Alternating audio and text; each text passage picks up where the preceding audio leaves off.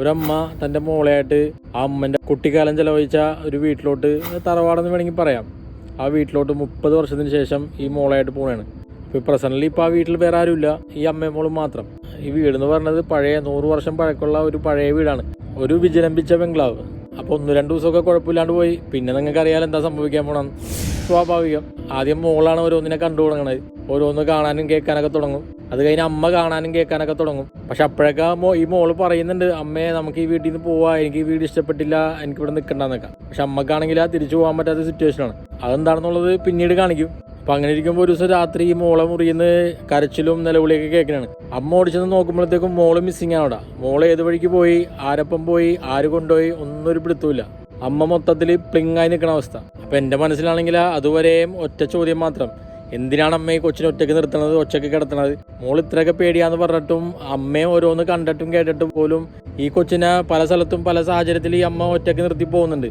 അപ്പോഴൊക്കെ ഞാൻ ചോദിക്കുന്നത്, എന്തിനാണ് അമ്മേ, വൈ? അത് മാത്രമാണ് എൻ്റെ ഉള്ളിൽ വന്നിരുന്ന ചോദ്യം. പിന്നെ ഇത് പടവലെന്ന് വിചാരിച്ചിട്ട് ഞാൻ എന്നെ തന്നെ കൺട്രോൾ ചെയ്ത് നിർത്തി. അപ്പോൾ ബാക്ക് ടു ദ സ്റ്റോറി. അങ്ങനെ ആ കൊച്ചിനെ കാണാണ്ടാവുകയും പിന്നെ അമ്മ പോലീസിനെ വിളിക്കുകയും പിന്നെ പോലീസ് എൻട്രി ആയി. പിന്നെ പോലീസ് വരുന്നു, ആൾക്കാർ വരുന്നു, പിന്നെ ആളും ബഹളവും സെർച്ചിങ്ങും കോലാഹലവും അങ്ങനെ ഉള്ള സംഭവങ്ങളൊക്കെ അങ്ങോട്ട് സ്റ്റാർട്ട് ചെയ്യും. പിന്നെ കൊച്ചിനെ തപ്പി അങ്ങോട്ട് ഇറങ്ങണേ എല്ലാവരും. അപ്പോൾ അതുവരെ ഒരു ഹൊറർ ഫീൽ അല്ലെങ്കിൽ ഹൊറർ രീതിയിൽ നമ്മൾ കണ്ടുകൊണ്ടിരുന്ന പടം പെട്ടെന്ന് അങ്ങോട്ട് മാറുന്നതാണ് ഒരു ക്രൈം ത്രില്ലർ ഇൻവെസ്റ്റിഗേഷൻ മോഡിലോട്ട് പോകണാണ്. പിന്നെ അങ്ങനെ ഇരിക്കുമ്പോൾ ഈ അമ്മയും പിറ്റേ ദിവസം അമ്മയും മിസ്സിങ് ആവും. അമ്മയും എങ്ങോട്ട് പോയി, എന്ത് പറ്റി, ആര് കൊണ്ടുപോയി, ഒന്നും ഒരു പിടുത്തമില്ല. അങ്ങനെ പിന്നെ പോലീസ് കാര്യമായിട്ട് തന്നെ ഈ കേസിന് വേണ്ടി ഇറങ്ങിത്തിരിക്കും. അപ്പോഴാണ് മോനെ ഓരോന്നോരോന്നായിട്ട് റിവീലായി വരുന്നത്. പിന്നെ കളി വേറെയാണ്. പിന്നെ സൈഫൈ ആയി, പിന്നെ ടൈം ട്രാവലായി, ത്രില്ലറായി, പിന്നെ ക്ലൈമാക്സ് ഒക്കെ എത്തുമ്പോൾ ഹെവി ട്വിസ്റ്റും ഇടിവെട്ട് ഡ്രാമ എന്ന് പറഞ്ഞു കഴിഞ്ഞാൽ വേറെ ലെവല് ഡ്രാമ മോഡിലോട്ടൊക്കെ പോകും. അങ്ങനെ ആകെ മൊത്തം പറഞ്ഞു കഴിഞ്ഞാൽ ഹൊററിൽ തുടങ്ങി വേറെ എന്തെല്ലാം ജോണറുണ്ടോ അതെല്ലാം ഈ പടത്തിലുണ്ട്. അങ്ങനെ മൊത്തത്തിലൊരു കംപ്ലീറ്റ് പാക്കേജ്, തുടക്കം മുതൽ അവസാനം വരെയും പിടിച്ചിരുത്തുന്ന ഒരു ഇടിവെട്ട് ത്രില്ലർ, ഡോണ്ട് കം ഹോം.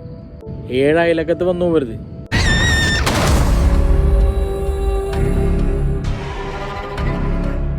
തുടക്കം ഒരു ഇച്ചിരി സ്ലോ പോലെ ചിലപ്പോൾ ഫീൽ ചെയ്യാം, കാരണം ആ ഒരു മൂഡിലേക്ക് നമ്മളെ കൊണ്ടുവരാൻ വേണ്ടിയാണ്. അത് കഴിഞ്ഞ് കൊച്ചു മിസ്സായതിനു ശേഷം പരിപാടി പിന്നെ വേറെ ലെവലിലേക്കാണ് പോണത്.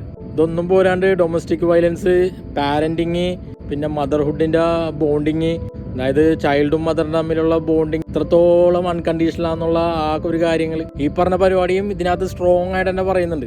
ക്ലൈമാക്സ് ഒക്കെ അടുപ്പിച്ച് ഇതിനകത്ത് മെയിൻ പോലീസ് ഓഫീസറിൻ്റെ ഒരു ഡയലോഗൊക്കെ ഉണ്ട്. ഹെവി സാധനം എന്ന് പറഞ്ഞാൽ ഹെവി സാധനമാണ്. അഭിനയം എന്ന് പറഞ്ഞാൽ എൻ്റെ പൊന്നു മോനെ, ആ മോളായിട്ട് വന്ന കൊച്ച്, ആ മോളുടെ അമ്മ, കേസ് അന്വേഷിക്കാൻ വന്ന പോലീസ്, ഒരു ലേഡി പോലീസ് ഓഫീസറാണ്. പിന്നെ ഈ അമ്മൻ്റെ അമ്മയൊക്കെ വരുന്നുണ്ട് ഇതിനകത്ത്. എല്ലാവരും കിഡു പെർഫോമൻസ് എന്ന് പറഞ്ഞാണ്ടല്ലോ, അടിപൊളി പെർഫോമൻസ്. നെറ്റ്ഫ്ലിക്സിലുണ്ട്, 6 എപ്പിസോഡേ ഉള്ളൂ. ഓരോ എപ്പിസോഡും 40-45 മിനിറ്റേ ഉള്ളൂ. ടപ്പേന്ന് കണ്ടു തീർക്കാം. Definitely you will love it. അപ്പോൾ കണ്ടിട്ട് എന്താണെന്നുള്ളത് കമൻറ്റ് ചെയ്യ്, അഭിപ്രായം അറിയിക്കുക. അപ്പോൾ അടുത്തൊരു ഇടിപെട്ടുപാടായിട്ട് വരാം. Till then bye.